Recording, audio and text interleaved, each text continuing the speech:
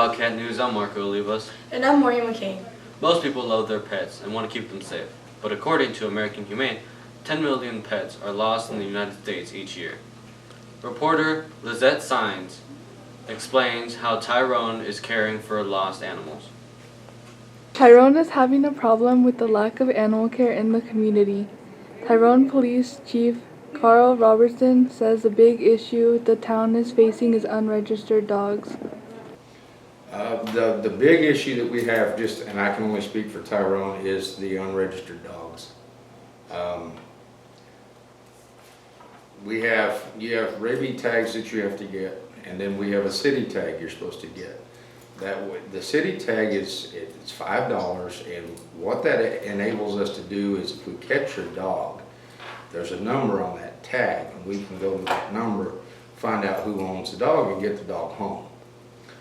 The other problem we have is people dumping dogs. We get dogs dumped on Tyrone all the time, mostly from people in Seward County. They'll come over here in the country and dump them, and those dogs find their way to town. That's a big problem. Superintendent Secretary Debbie Burns says teachers are reporting that dogs are terrifying some students on the school grounds.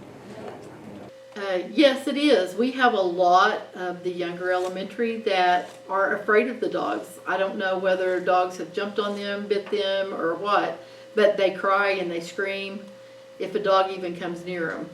Some of them are just scared to death of them. Tyrone teacher Natasha Gonzalez worries about animals roaming the town and crossing streets. I do worry for dogs because, some dogs know they've been out before, they know to stay off the roads, or they know to watch out for cars. Other dogs, not so much. So I do worry about dogs when they're out because I think how sad it is for the owner, especially if someone hits a dog and then doesn't know who the owner is, so they can't report it, or they just drive off. So I think that's really sad because those owners are just left waiting for their dog to show up, wondering what happened to it. Robertson discusses how long and where lost animals are kept if they are not claimed. I hold them for 72 hours in that little kennel that we have up at the city shop. Y'all have probably seen it running around. Past 72 hours, they go to the Humane Society in Garden City, and we try to get them adopted out. For Bobcat News, I'm Lizette Sines there. If you have lost an animal, contact Tyrone Police Department at 580-854-6400. Think about your high school years. Who has helped you prepare for life after graduation? A teacher, a counselor, or maybe your parents? Healthcare reporter Ramon Hernandez talks about students getting ready for the real world.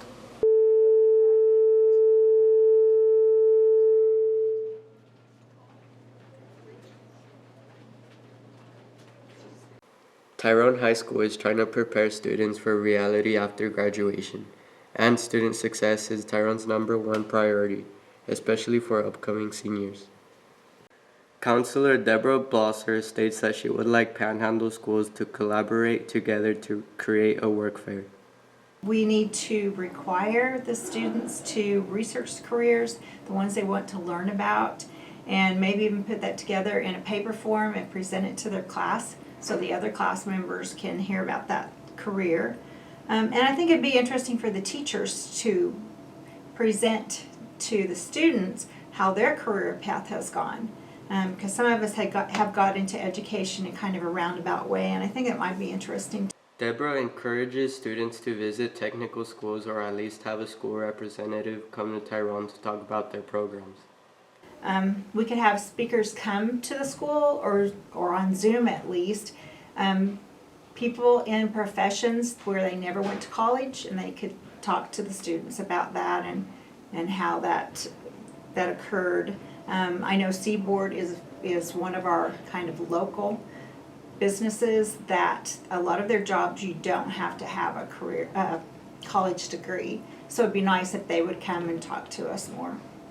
Tyrone senior Carlos Pimentel explains how he is getting ready for college.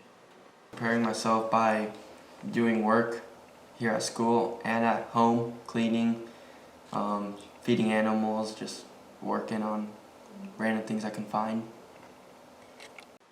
Pimentel feels his high school has made a positive impact on his future success. I think they've been doing a pretty good job, especially all the teachers. They've been preparing us just for us to leave school pretty much. They've been doing a good job, so I'm prepared. Carlos's mother, Angelica Pimento, explains how she is trying to prepare Carlos for the real world. I've been sitting on my couch making him clean, doing dishes, throwing trash.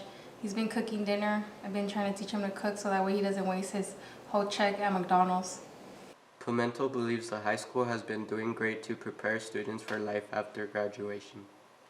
I feel like they've been doing an awesome job, so I don't think they need to improve in anything. Carlos does pretty good in school. He has good grades, so they've been doing amazing.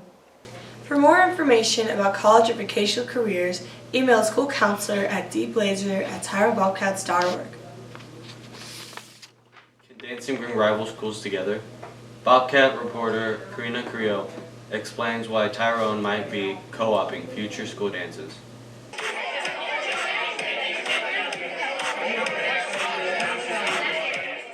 Tyrone High School has been struggling with dance attendance for the past few years. Some students think a co-op dance might be the solution. Tyrone principal Donovan Smith believes the student body will react positively to this idea.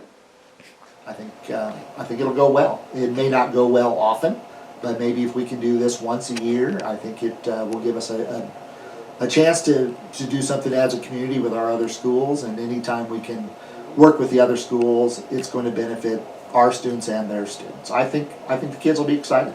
Smith explains the planning will be the majority of the hard work. It's a student-led activity, but administration and teachers have to be involved. There's a coordination between all the different schools on who's going to decorate, what kind of concessions will there be, who's going to be the chaperones. So it takes some time. We do a lot of activities, and I think it can be done, but there are some logistics that have to be addressed. Tyrone Stuco president Aaron Rollins considers one possible negative aspect of this plan. Again, drama would be a big thing about it. I know a lot of people clash heads, especially between Tyrone and Turpin. It's been a big rivalry for many years, but I think it'd be a good idea. Turpin Stuco member Zany Ibsen has also been interested in the possibility of combining school dances. Well, for us personally, that's something that we've brought up in our Stuco meetings before, and something that we're definitely interested in doing. We hadn't really gotten very specific about it, but I know that we are definitely a fan of it. We just wouldn't know the specifics about it. Turpin Stuco president Bailey Boyd explains the steps needed in order to make this dance happen. I think going back to what I said, first just talking to our principal and you guys talking to yours, make sure they're both okay with it and they kind of understand, and they might even talk to each other, the principals or the administration. And then after that, if everyone's okay with it on that side, we would have to talk to our council, all of them, get their ideas, get their feedback, talk to our advisor, just kind of really communicate with people in our school to make sure they'd be okay with it, they like the idea. But I think really just asking the higher up and then going from there. For Bobcat News, I'm Karina Creo. Next year would be the earliest possibility of two schools combining dances. Moving on to sports. What makes you think of basketball? The roar of the crowd or the sound of the whistle? Let's go to Chris Lane for the latest basketball update.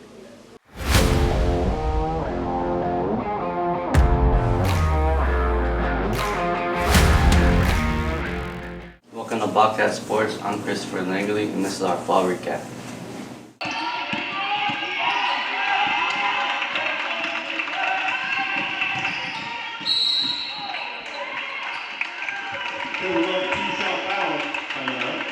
Tyrone Bobcats graduated 11 seniors last year. Head coach Clay Wood sees it as an opportunity for younger players to develop and improve. It's been a fun team. We lost 11 seniors last year that played a lot, and so guys are getting experience and they're learning and getting better, and I see improvement all the time. Will also states this year's team is getting a lot more effort. I think the biggest thing they do is they work. Effort is always a good thing with this team. That if you work hard and you give good effort, you can be successful. Senior Connor Witt believes there is still time for the team to improve offensively before the playoffs. We're very unexperienced. Not a whole lot of people have played before. So we're hoping to get some more experience by the end of the year. Girls head coach Travis Banning states that defensively the girls are keeping strong teams under normal point average. Banning is now focusing on the playoffs and what improvements need to be made before the districts. Our half court against zone,